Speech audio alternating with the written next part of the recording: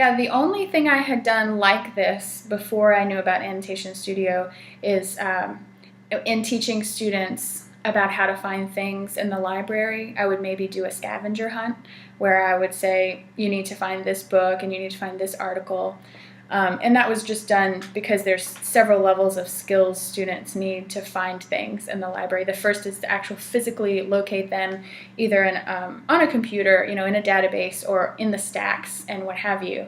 That was usually a random selection. And what I loved about this is that it came organically out of the essay we were reading, and all of the labor that students put into finding those things didn't wind up being busy work. It wound up building this richly annotated essay that could then be useful to the entire class.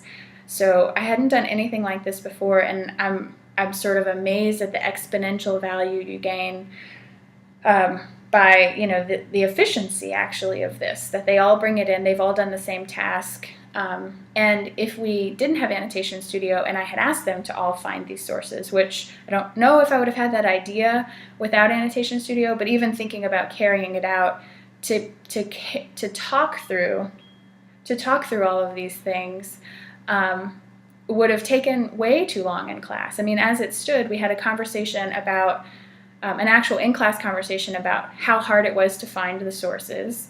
And then I said, there it is, it's marked up, you can look through these things. Are there any comments you have about it? We had a short conversation about a few, and then, it still wound up being really useful and referenced again because this was source material for their paper.